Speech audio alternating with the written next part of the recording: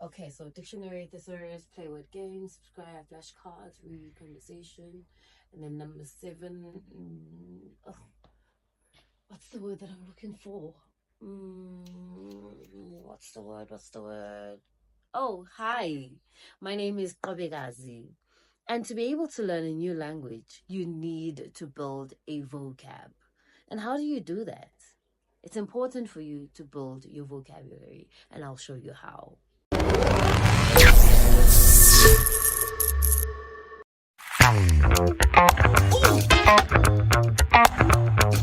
Hi, my name is Qwabekazi and I am an English teacher.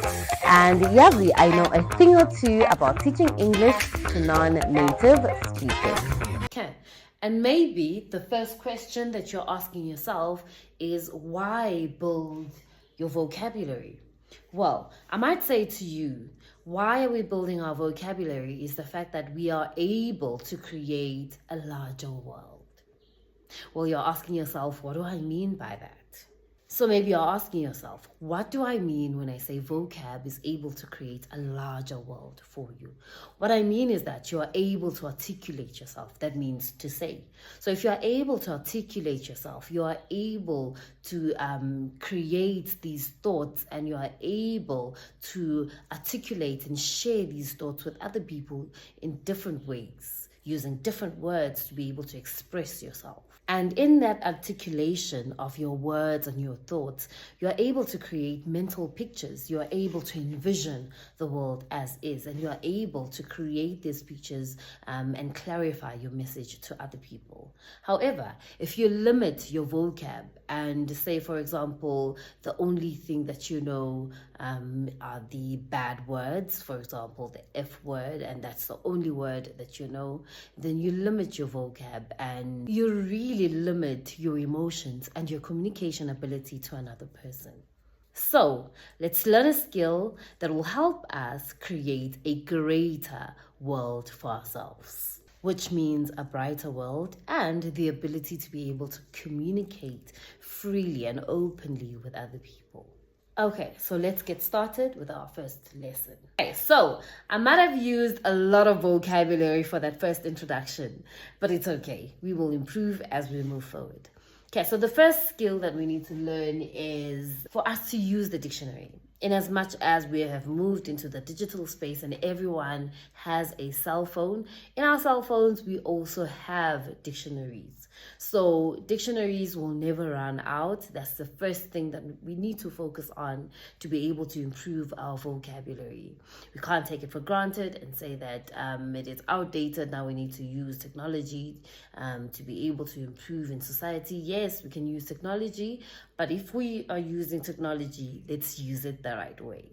All right. So the first thing that you need to use is the dictionary. Why the dictionary? Because the dictionary has a vast variety of words that we can learn and improve on. But I'm quite Cro-Magnet, and that means old-fashioned, right? I still love my dictionary. I love a good old dictionary. Remember, I spoke about the fact that to be able to improve your vocabulary helps you with being able to create a greater world for yourselves. And how do you create a greater world for yourself? You go into a dictionary, because there's vast of information in your dictionary, even if you're using a physical copy or you're using your cell phone. But the problem now with using a cell phone is the fact that most people just go into Grammarly, right? And then once they get into these apps and they type whatever they want to type and they get the information that they want, that's it. They utilize that information without actually going into depth and having to think about things thoroughly, so to be able to get into the knowledge that they want to get to. Using a dictionary helps you to further your thinking process, because as you are looking for a word in a dictionary, you'll come across synonyms, right? What are synonyms? Synonyms are words that are similar to the words that you are looking for in the dictionary. So you see how it improves your thinking capability, how it improves your vocab, because as you're searching for one word, it leads you to the next word. And then the second thing that you find from a dictionary is antonyms, right? What are antonyms? The opposite right, of the meaning of that particular word that you're looking for. So it really guides you through a process of analyzing, finding words within that context, and understanding thoroughly about the particular word that you're looking for. And from a dictionary, you can also learn related words, right? So in a family tree, you're not all the same. There's a mother, there's a brother, there's a sister. So in a dictionary as well, if you're looking for a meaning to a word, you might find a similar word to that. You might find an opposite word to that. You might also find a related word, a word that is related to the word that you're looking for. Okay, so you can learn a lot of things from a dictionary, right? You come across synonyms, you come across antonyms, you come across related words. So you are not just learning one word, but you are learning a group of words, right? Okay, so what is the next thing that we are looking for? Play word games. Word games. And you're asking yourself, what do I mean by word games? Number 2 is play word games. Word games. What you're thinking to yourself, what do I mean when I say word games? Well, you need to learn word games because you need to be able to recall knowledge, right? Yes, I'm looking at a dictionary, I'm studying these words, I'm unpacking the meaning of these words. But where am I using these words? So you need to start using your words, right? So if you play these word games, you're able to recall information easier because you don't stress yourself too much. You're playing just a game, but in that process of playing that game, you're able to think about these words, use these words in conversations even. So the game that I like the most is crossword puzzles. I love those games. Okay, the reason why I love crossword puzzles is the fact that in a dictionary, you get a word and you get a meaning of that word. But in a crossword puzzle, what you get is the meaning of a word. And then they ask you, do you know the word to this meaning? So it challenges you. It wants to make you think. As much as you're just playing the game, it enforces the words onto you. So you never forget the meaning of these words. And where do we find crossword puzzles? You can find them in the magazine, you can find them in newspapers, and you can also find them online. You can download an app and play these word cross puzzles. Okay, so number 3, subscribe to an app, word of the day. Okay, so there's so many apps, since every one of you has a cell phone. There are so many apps online that you can find that have word of the day. That makes it easier for you to be on track with what you're doing and be very intentional about improving your vocab. It shouldn't be something that you say, oh, I'll learn it just by reading. I'll learn it on the way because I am studying anyway, so I'll just keep improving. It's not magical. It won't happen on its own. It needs you to actually go out there and look for these things so that you are able to improve. So download an app for the word of the day and you are on par with what is needed.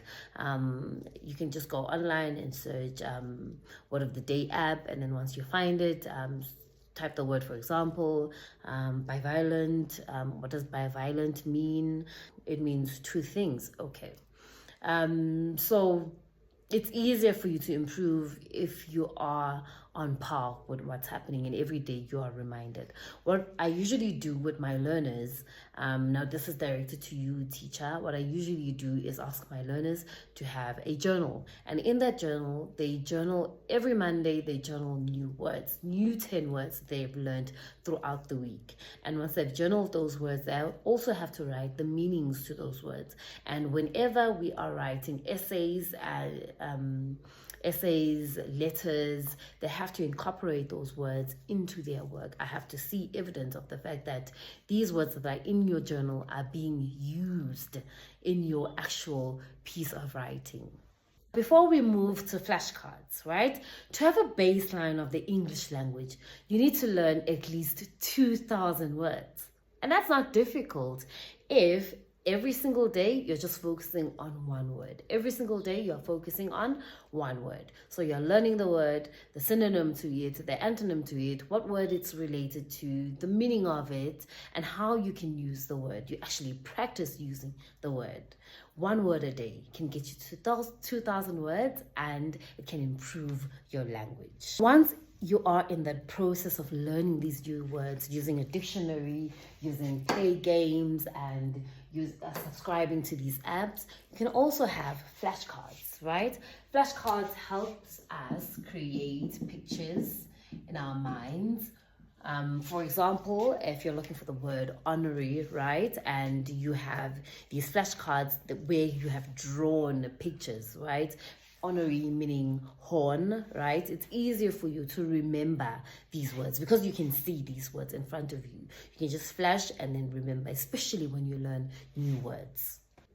Okay, so these flashcards are quite important because when you are, for example, thinking of a door, you don't actually think of the actual thing, a door, and what it's made of in terms of the wood. It has a handle, you don't think about all of those details. You just take the word that says door and you relate it to the door and you automatically know what it is. So a picture in a flashcard carries a lot of information. It carries a vast knowledge of information within that picture, but it just uses one word. So that one word helps you to be able to understand information better. Number 6. So number 6, I think you should be very intentional. Like I said before, be very intentional about improving this language. So you're not just here to pass your English lesson so that you can move forward to the next grade and pass and move forward to the next grade. You actually want to improve in this language, speaking the language, writing the language, right? So what's important is for you to read. And I know you've been told this many times, a million times, right? I know you have been told that you need to read so that you improve your vocab, but really, reading improves your reading capability, your understanding of information. Because when you read for understanding, and you read within context of what you're reading. And within reading, from cover to cover, you are able to come across new words, to be introduced into new words that you've never known before. And in as much as you are being introduced to these words, you're also being introduced to how you need to use these words. So reading is important. We don't read these days. I'm not talking about reading a magazine. I'm not talking about reading a newspaper. I'm talking about reading an actual book from cover to cover. And a lot of people read one while they're still in school, and after school they just drop everything because they don't think they need to read anymore. And the beauty of reading a book is that you can read it over and over again and in your own pace. Okay, so now we have read, right? We are closing the chapter, right? Putting it away. Now it's garbage, right? Because, you've read it twice, you've read it 3 times. But now what do you do with that knowledge, right? So it takes me to step number 6. Right? Conversation. I love making my students laugh. So I'll draw these funny things during my lessons. And yeah, I think it just makes the lesson much enjoyable. So conversation, right? It is important for you to then use whatever you've learned in conversation with your friends, right? I always tell my learners that if you know the language and you are able to express your emotions using that language, you are able to make friends. You are able to move into spaces that you never knew you could be able to navigate, and be able to have these bright conversations with people because you have a new world, a greater world that you have created for yourself, that you have been introduced to through reading, through improving your vocab. So if you improve your vocab, you're able to have the right kind of conversations that are clear and that hit into people's hearts. So you use that reading skill into the conversation, right? In as much as we're having these conversations, reading really does improve your conversation, right? And the ability to speak to other people. So, for example, reading has elements that are not there in conversation, right? For example, if you're saying gossip, gossip, gossip, and you're reading and you're saying gossip, gossip, gossip, it's better when you're reading. But when you are having a conversation with someone and you're speaking to someone, now you can't use the same words that you were using. You can't express yourself in the same manner that you were using to read. So when you are introducing a new word in conversation and you are introducing this new word, fun word that you've learned, you really have to say it really quickly so that the flow of conversation carries on and it just doesn't stop and it moves on and on and on. However, if you're having a conversation with someone and then you throw a new word in the conversation and then someone goes, huh? Wait, what? It means you didn't say that word correctly. It means something is wrong with the way that you expressed yourself, or rather how you used that word. So improving your vocabulary allows you to have these new words that you slowly slip into conversation and no one can tell that you've said a wrong word. A conversation is like a test. So you go through all of these steps to be able to get here, where you are able to converse with someone and use these words. So it's like a platform where you can show off. In as much as you are showing off, you also need to be teachable. So if there's something that you didn't understand that they said, maybe you can go and look upon that word and try and find the meaning of it. And maybe if you express yourself incorrectly and then they tell you that, hey, listen, what you've said is actually not within the context of what we are discussing, then you can go back to the drawing board and actually relearn the word and its meaning and how to use it. The last point being number 7. So the first point, let's just recap. We said dictionary, thesaurus that you can look at. You can play word games, right, to recall information. We said subscribe to an app, right, that focuses on word of the day. Number 4, we said flashcards. They create pictures, mental pictures in your head, and you're able to remember words easier. And we said read. Reading is important so that you're able to improve what? Your communication skills, because all of this is a test for you to get here, where you are able to converse and have a proper communication with people. And then number 7, of course, subscribe. Subscribe to online videos, to English videos specifically. There are over 1 million of videos that teach young learners on how to speak the language and how to use the language, how to write, how to read, how to speak, right? But first and foremost, subscribe on my channel so that you and I grow together as we build our vocab. Before we close our lesson, I'll do what my learners really, really hate, and that's homework. But now, how do we improve if we don't have something to rework on, something that we need to refocus on? Because when we go back into our lives and we go back into our day-to-day life, we really forget about the necessity of re-improving our language and anything that we have learned throughout the day. So I'll give you homework. So now we need to look at the keys to have, or rather to having a strong vocabulary. Okay, so these are the 5 things that you need to go through to be able to improve this vocab. No matter how you start with improving your vocab, you start with the dictionary, you move into flashcards, or you just pick one, whatever works for you, right?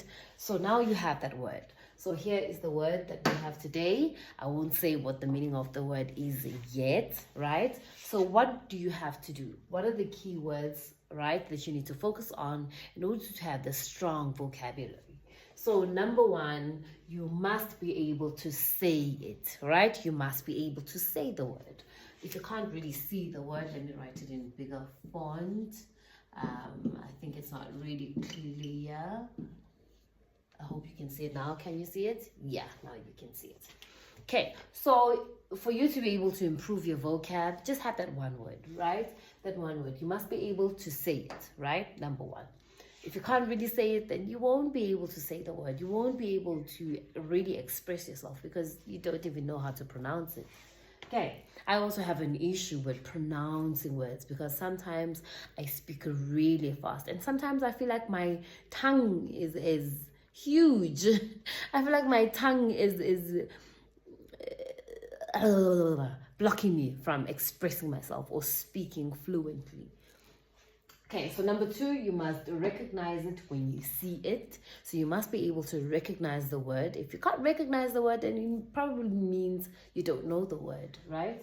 Number 3, you must recognize it when you hear it. So when you hear the word being said, automatically you must know what it is, right? Okay, number 4, you must be able to spell it. Of course, you must be able to spell it. How are you saying you know a new word, but you can't even spell it, right? Okay, number 5, you must know what the word means. Of course, sometimes we usually start with the meaning. We find the word and we rush for the meaning of the word. But then how do we remember it? That's why we always forget what the word is and what it means. And we forget on how to express ourselves using that word because we didn't start with the steps. We didn't follow the correct steps.